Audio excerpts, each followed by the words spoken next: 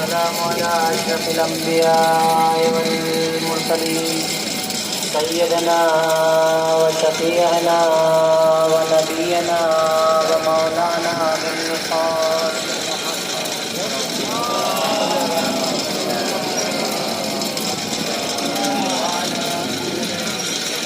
الطاهرين المعصومين المظلومين ولعنة الله على أعدائهم أجمعين والجنة للمؤمنين والمتقين والنار للملحدين والكافرين والمنافقين والمشركين. أما بعد فقد قال رسول الله صلى الله عليه وسلم: بسم الله الرحمن الرحيم.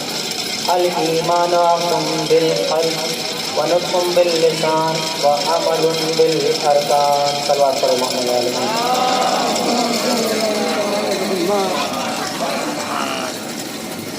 محترم سامعین، عزاداران سید الشہداء، سوگواران مظلوم کربلا، فی الحال میری تقریر کا یہ موقع نہیں تھا. بہرحال یہ چند منٹوں کی خدمت ہے اہل بیت کی، جس میں کچھ مفید باتیں اہل بیت اور انبیاء کی زندگانی سے آپ لوگوں تک منتقل کر کر میں آپ لوگوں کی سما کراشی کو ختم کر دوں گا. ایک صلوات پڑھیں محمد علیہ. اللہم صلی علی محمد و آل محمد. حبیب کبریا رحمت للعالمین خاتم النبیین ختم المرسلین حضرت محمد مصطفیٰ صلی اللہ علیہ وسلم، اللہم صلی علی محمد و آل محمد. اپنے اس نورانی کلام میں ایمان کے کچھ تقاضوں کی طرف اشارہ کر رہے ہیں کہ ایمان کہتے کسے ہیں اور ایمان آنے کے بعد کن مراحل سے انسان کو گزرنا چاہیے. اور اس کے ضمن میں نے 10-12 دن کچھ باتیں آپ لوگوں کی خدمت میں پیش کی کہ ایمان دل کے گرہ کا نام ہے، دل کے پیوند کا نام ہے، دل کی گانٹھ کا نام ہے. اور صرف دل تک اگر بات رہ جائے اور زبان پر نہ آئے اور زبان پر آ جائے اور عملی نہ ہو تو وہ ایمان نہیں کہلاتا. یعنی دل، زبان اور عمل تینوں کا ایک ہی پلیٹ فارم پر ہونا، تب انسان بندے مومن یا صاحب ایمان کہلائے گا. اور میں جیسے ہمیشہ کہتا ہوں اور پھر کہوں گا کہ سب سے امپورٹنٹ آخری نقطہ ہے عمل بالارکان، کہ ہم سے عمل طلب کیا گیا. پروردگار عالم اپنے بندے کا حساب و کتاب عمل کا لے گا، عقیدے کا نہیں.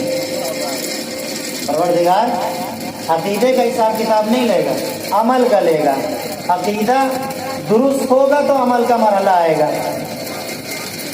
عقیدہ ہی غلط ہوگا تو عمل خود بخود انسان کا غلط ہوتا چلا جائے گا. ایک سوال پڑھے محمد علیہ. کیونکہ جتنا مضبوط عقیدہ ہوگا اتنا ہی مضبوط عمل ہوگا، اور جتنا کمزور اور ضعیف عقیدہ ہوگا اتنا ہی کمزور عمل نظر آئے گا. اور یہ سب ہم اپنی زندگی کے روزمرہ کے حیات میں، سماجی واقعات میں دیکھتے رہتے ہیں کہ جس کا ایمان اپنے مالک پر، اپنے خالق پر اور الہی نمائندوں پر قوی ہوا کرتا ہے وہ میدان عمل میں قوی نظر آتا ہے. جس کا ایمان اپنے خدا پر، الہی فرامین پر کم ہوا کرتا ہے، ضعیف ہوا کرتا ہے، وہ میدان عمل میں فراز کیا کرتا ہے. آپ دیکھیے تاریخ میں ملیں گے کہ جن کا ایمان مستحکم ہے، سیسا پلائی دیوار کی مانند ہے، تو وہ اگر 40 تلواریں بھی ہوتی ہیں تو ایسی نیند سوچتے ہیں کہ مرضی الہی کو نہیں. لیکن جن کا ایمان ضعیف ہوا کرتا ہے وہ ساتھ میں ہوتے ہوئے بھی گھبرایا کرتا ہے. ایمان قوی ہے تو منزل امتحان کتنی ہی سخت ہو انسان مسکراتا ہوا گزر جاتا ہے. لیکن اگر ایمان میں ذرہ برابر کمی پائی جا رہی ہے تو انسان میدان عمل سے فرار کرے گا. اور اسی لیے ہم کو مختلف مواقع کے اوپر مختلف جگہوں پر معصومین نے، روایات نے، احادیث نے، قرآن میں جگایا ہے کہ اگر اللہ کے حقیقی بندے ہو، اللہ کے مومن بندے ہو، اللہ پر توکل ہے، تو اب اللہ کے مطابق زندگی گزارو۔ کمال زندگی یہ ہے کہ جب اس پر ایمان لے آئے تو زندگی بھی اس کی جیسی ہونا چاہیے۔ اور اسی لیے آپ تاریخ اور روایات پہ نگاہ ڈالیے تو ہر واقعہ، ہر روایت ہماری زندگی کو سنوارنے اور سدھارنے کے لیے ہے۔ کہ ایک روایت جو ذہن میں آ رہی ہے اور ایک واقعہ، اس کو بیان کر کے میں زحمت تمام کر دوں گا، کیونکہ میں خطابت کرنے نہیں آیا ہوں، بس اس حدیث کے ضمن میں کچھ اچھی باتوں کے ذریعے اپنی زندگی کو جوڑنے کا راستہ بتانے آیا ہوں۔ اس حدیث کے ضمن میں کہ آیت اللہ سستانی کے والد گرامی آیت اللہ محمد باقر سستانی، انہوں نے امام وقت سے، جو ان کا امام وقت ہے وہ ہمارا امام وقت ہے، زیادہ فاصلہ نہیں ہے۔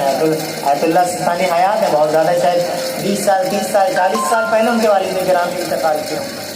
تو انہوں نے امام وقت سے ملاقات کرنے کے لیے عمل خاص انجام دیا۔ الگ الگ اعمال ہیں، مثلا جس میں سے ایک عمل یہ ہے کہ اگر روزانہ انسان صبح کی نماز کے بعد دعائے عہد کو پڑھے تو اگر موت کے بعد قبر میں اس کی کھال اور ہڈیاں مل بھی گئی ہوں گی تو پروردگار یہ امام برحق ظہور کرے گا، قبر سے اٹھا کے ان کے اصحاب و انصار میں شمار کرے گا۔ تو کم سے کم ہم 40 دن کا ہے، اس عمل کو کر لیں تو اسی نیت سے کر لیں کہ ٹھیک ہے امام نہیں آئیں گے کیونکہ ہمارے اعمال ابھی ویسے نہیں ہے کہ ہم امام کو بلا سکیں۔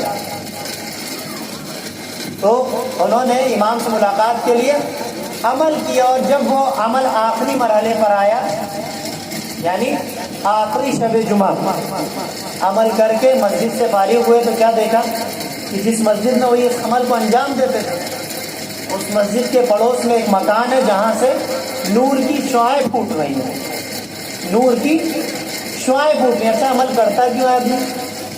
امام وقت سے ملاقات کرنے کی تمنا ہے نا۔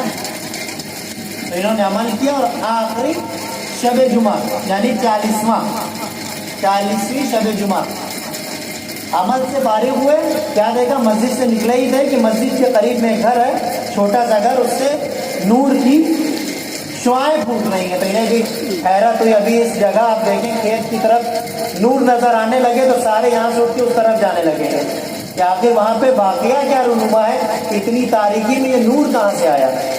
تو یہ مسجد سے نکلے، کیا دیکھا کہ سارے گھروں پہ اندھیرا طاری ہے، لیکن ایک گھر ہے کہ جس سے نور کی شعائیں نکل رہی ہیں۔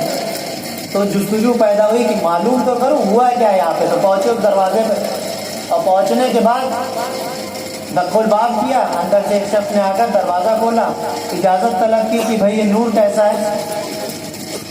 تو اس نے گھر میں وارد ہونے کی اجازت دے دی۔ اب جب گھر میں وارد ہوئے تو کیا دیکھا؟ حجرہ ہے، حجرے میں ایک بہت نورانی شخصیت بیٹھی ہوئی ہے، ایک بہت ہی نورانی شخصیت بیٹھی ہوئی ہے۔ یہ بڑے اور بڑھنے کے بعد یہ تو سمجھ میں آ گیا یہ کوئی عام آدمی نہیں ہے، یہ سمجھ میں آ گیا کوئی عام آدمی نہیں ہے، کوئی خاص ہے۔ آگے بڑھنے کے بعد کہا آپ کون؟ کہا جس سے ملنے کے لیے تم نے یہ عمل انجام دیا، جس سے ملنے کے لیے تم نے یہ عمل انجام دیا ہے۔ مولا آپ؟ سلام کیا، دو حالات پوچھے، خیریت پوچھی، پھر ایک منظر نظر آیا کہ مولا جس حجرے میں بیٹھے تھے وہاں پہ ایک پلنگ کے اوپر ایک خاتون ہے کہ جس کے جسم کے اوپر سفید چادر کو ڈھکا گیا ہے۔ تو مولا سے سوال کیا مولا آپ یہاں؟ کہا تم ایسے کیوں نہیں بن جاتے، کہ تم ایسے کیوں نہیں بن جاتے کہ جس میں تم کو ہم سے ملنے کی تمنا نہ کرنا پڑے، بلکہ ہم خود ملنے تم سے چلے آئے، بلکہ ہم خود ملنے تم سے چلے آئے۔ اب مولا بتا رہے ہیں کہ اس خاتون سے ملنے کیوں آئے تھے۔ میں نے کیا کہا؟ الایمان عقد بالقلب ونطق باللسان وعمل بالارکان۔ ایمان دل کی گرا، زبان کے اقرار، اعضاء و جوارح کے عمل کرنے کا نام ایمان ہے۔ تو مولا سے کیا کہا مولا نے کہ تم ایسے کیوں بن رہے ہو کہ ہم سے ملنے کی تمنا کرو، بلکہ ایسے بنو کہ ہم تم سے ملنے کی تمنا کریں۔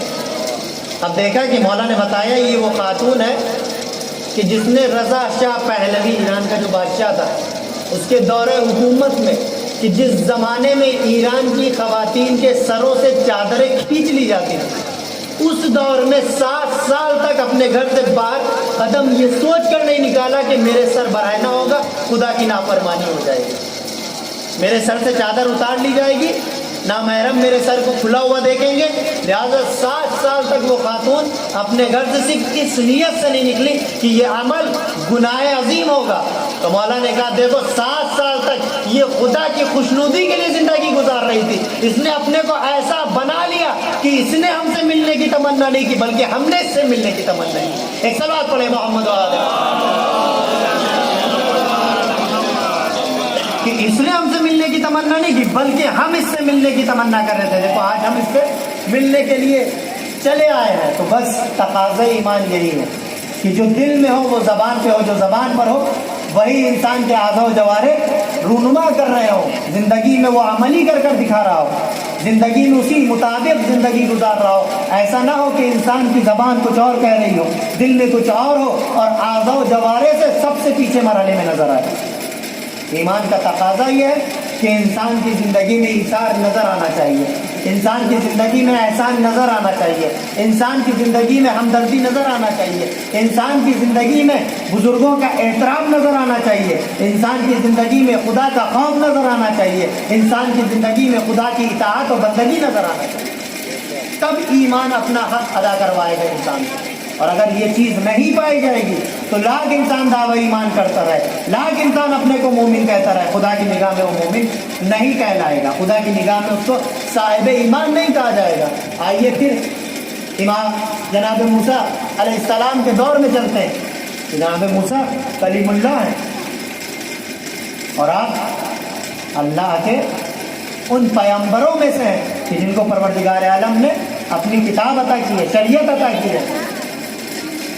جناب موسیٰ کی قوم جب سرکشی کی آخری حدود تک پہنچ گئی تو جناب موسیٰ نے بارگاہ خداوندی میں کچھ مقامات پر اس قوم کو سدھارنے کے لیے دعا کی ہے، اور کچھ مقامات پر پروردگار سے دعا کی ہے کہ ہم نابود کر دیں۔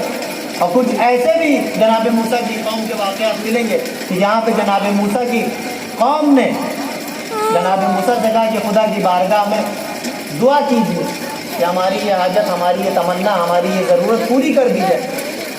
تو جب یہ گزارش کی گئی، اس میں سے ایک یہی ہے کہ ہم خدا کو دیکھنا چاہتے ہیں، وہ تو بہرحال پروردگار عالم نے ایک بجلی کے ذریعے سے ان کو سمجھا دیا کہ جب تم ہمارے نور کی ایک چمک نہیں سمجھ سکتے تو ہمارے جو نور کے مظہر ہوں گے ان کو کیا سمجھو گے؟ جب تم ہمارے نور کی ایک چمک کو برداشت نہیں کر سکتے تو جو ہمارے نور کا مظہر ہے ان کے وجود کو کیسے برداشت کر پاؤ گے؟ تو دعا کرنے کو کہا۔ تو جناب موسیٰ نے جب خدا کی بارگاہ میں قوم کی طرف سے دعا کرنا چاہیے تو پروردگار عالم نے کہا اے موسیٰ میں تمہاری دعا کو قبول نہیں کروں گا، اے موسیٰ تمہاری دعا کو قبول نہیں کروں گا۔ جناب موسیٰ نے سوال کیا معبود میں تو تمہارا کلیم اللہ بندہ ہوں، تمہارا پسندیدہ بندہ ہوں، میں وہ بندہ ہوں کہ جس سے تو گفتگو کرنا پسند کرتا ہے، آج یہ تو کیوں کہہ رہا ہے کہ میں تمہاری قوم کی دعا کو قبول نہیں کروں گا؟